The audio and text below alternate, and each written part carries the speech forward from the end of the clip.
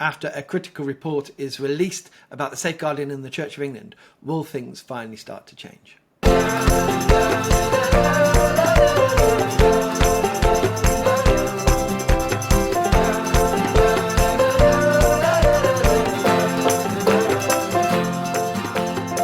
Hi, welcome to the channel. My name is Rev Dan. I'm a vicar in the Church of England. On this channel you will get my views as a parish priest on all the Christian news coming out. Subscribe to the channel, like the video, share it, make some comments down below, and don't forget to click that notification bell. So a report into the safeguarding into the Church of England has been released. It's called the J report, after the professor who has led on the report and reported back on her findings of safeguarding into the Church of England, and it is not good reading. The Church Times leads with the headline, J calls for root and branch reform of church safeguarding. Professor Alexis J has recommended a total overhaul of the C of E safeguarding structures to shift the responsibility away from individual dioceses to two new charities, which would be completely independent of church authorities. Her report, commissioned by the Archbishops of Canterbury and York and published on Wednesday morning, argues the diocesan management structure for safeguarding is not compatible with the development of a trusted, high quality and accountable system for safeguarding. The creation of two new independent bodies is recommended, the first to carry out safeguarding work and the second to provide oversight and scrutiny of the work of the first. Both should be established as charities and funded by the Church. There must be a complete transfer of responsibility from the Church to these bodies, whose advice and decisions should be final and not merely advisory, the report says. So as we saw last year with the firing of the Independent Safeguarding Board by the Archbishop's Council and it being talked about in General Synod, and it was an effort in that sense to get those two people who were fired to be allowed to speak at General Synod. There was it seemed like a real battle going on there. And then because of that, the scrutiny that has gone into looking at where the Church of England is in its safeguarding and the fallout, especially for the victims. So the way that I see this, there's two things that are happening. There's the safeguarding where we are now in the Church of England and going forward. And that's a lot better than where it used to be, especially from, as I said many times, from a parish level, and the amount of safeguarding training, the safeguarding awareness that we have, something that some dioceses are taking on board called the parish dashboards, which is a great tool. Safeguarding at the local level is probably being enabled to be the strongest it ever has been, and that's only a good thing moving forward. But remember, safeguarding at a local level is done by volunteers as parish safeguarding officers, and perhaps in bigger churches they might pay people. I'm not quite sure on that, but there's a lot of volunteers who are stepping up to fill in the positions and are, and they're doing it to help their churches out. But it is, there's more help that is perhaps needed for some churches out there. And the second part of this is what has happened historically to those who have been abused within the Church of England, and how their cases are being handled, how they are being handled in that sense as well, being listened to, making sure their cases are being heard, what's happened, not just the cases.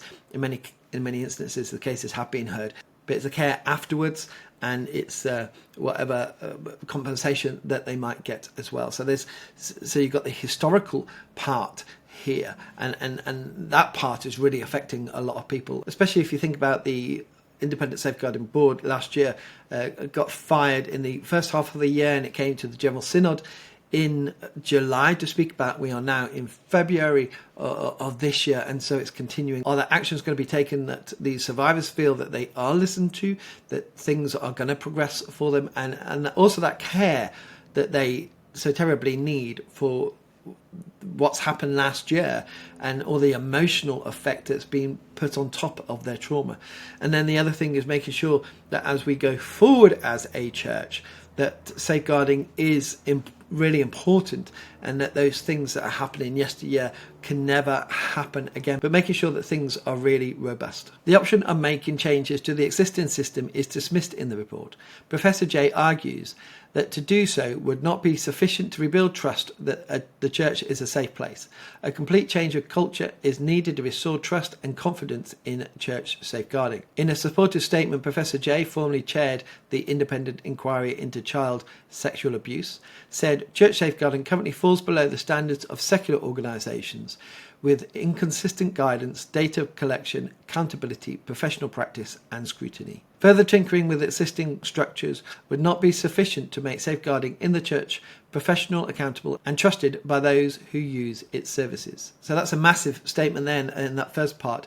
Church safeguarding currently falls below the standards of secular organisations. And we know that the church is mainly run by volunteers. You've got clergy who get stipends, and there are paid staff as well. But the church is a body where anybody can walk through the doors, really. And in the past, not just in the church, but in the world as well, where safeguarding has not really been a thing. People have come into the church and taken that opportunity to abuse others, which is absolutely tragic. But you know, that's the complexities of the church, isn't it? It's welcoming all, but people who are predators will take advantage of that, whether they be clergy or laity.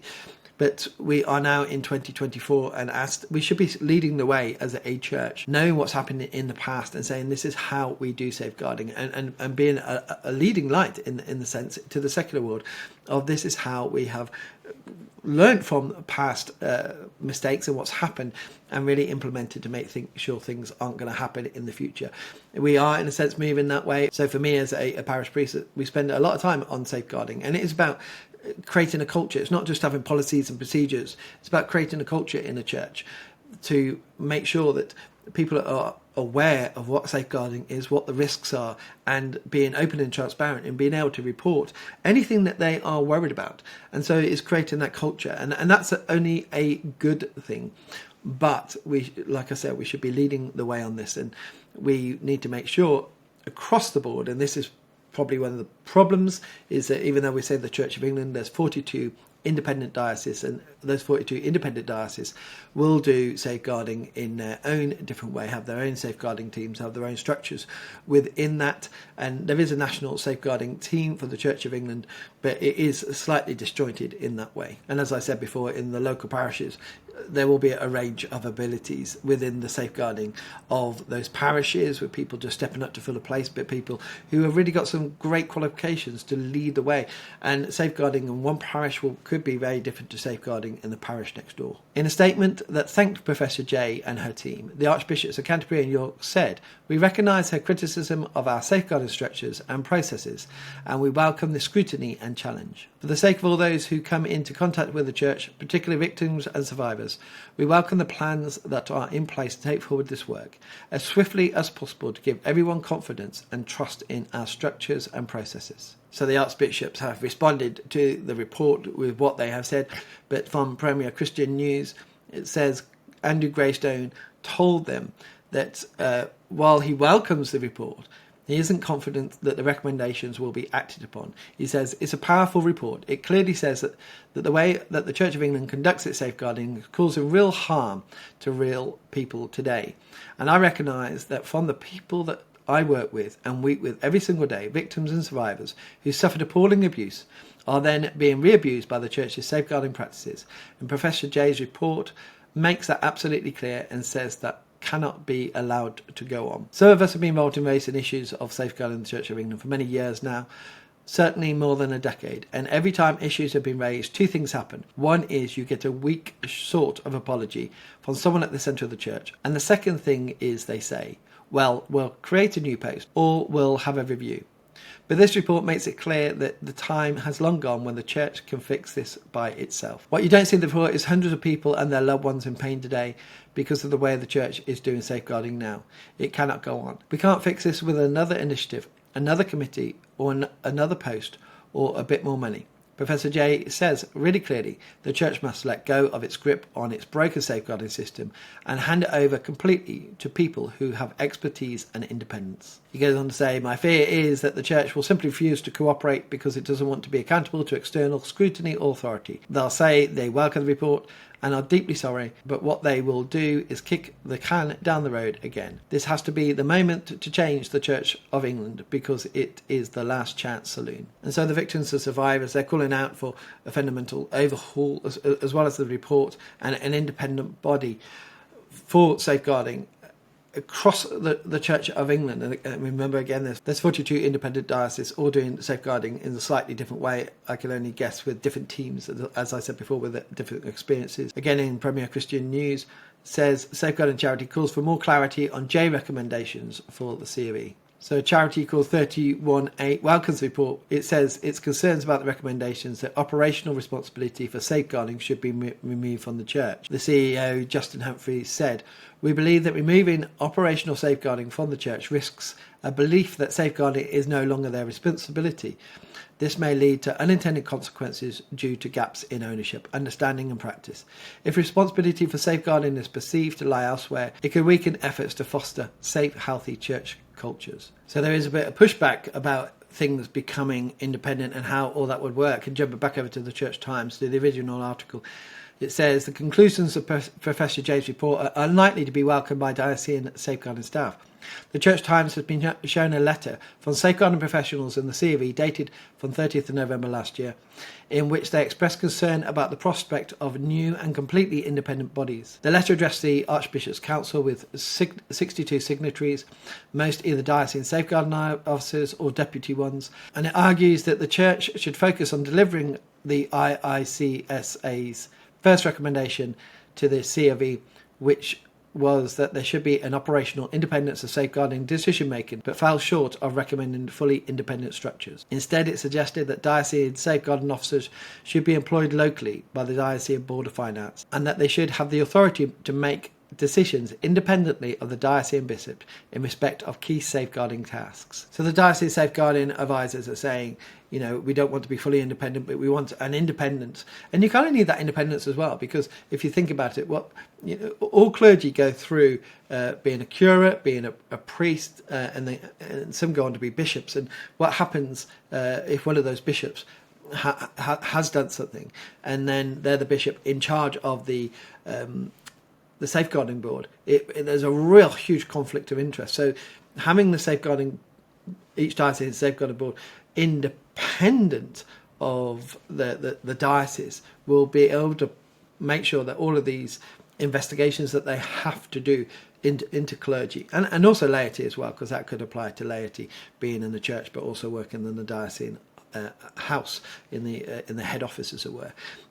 So it makes them independent of the diocesan house if any allegations came in, to independently investigate them without having your boss as the bishop who you need to investigate, or say the diocesan secretary, for example, as well on the laity side. The letter suggests that there is no example in the UK's third sector in which safeguarding casework is delivered by professionals employed independently of the organisation in which the cases themselves arise, at least for organisations of an appreciable size. And it emphasises that DSAs do not consider independent employment to be necessary.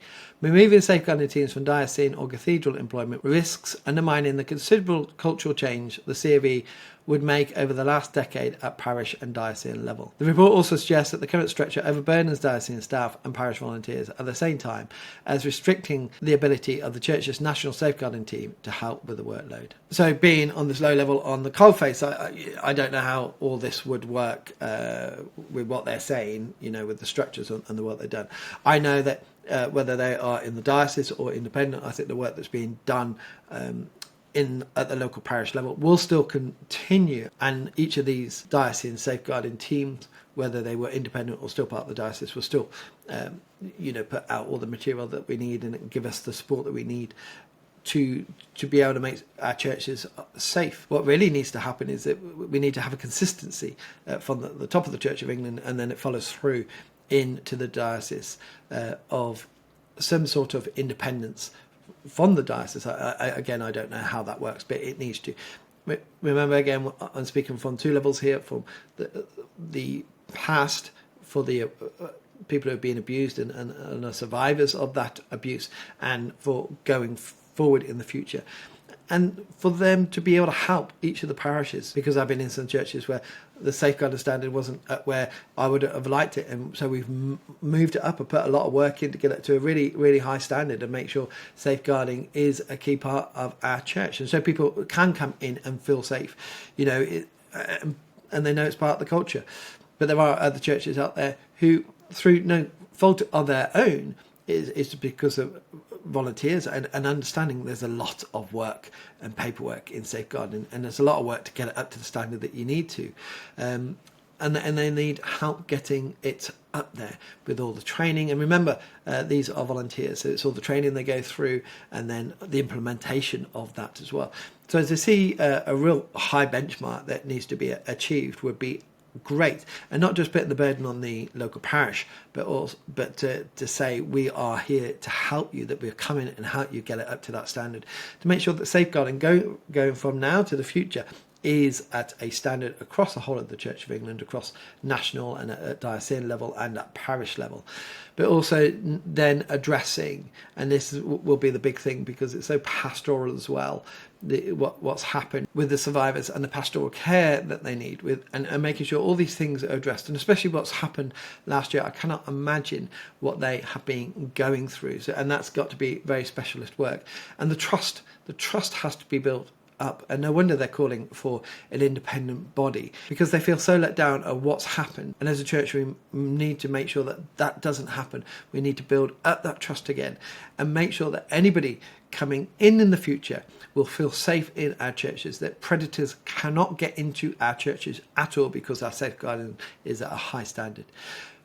But for those who have sadly been abused, that we care, we love them, and we make sure that we can show them not only are we moving forward with this, but we are taking the appropriate action that they are calling out for, both for the church and its future, but for themselves as well.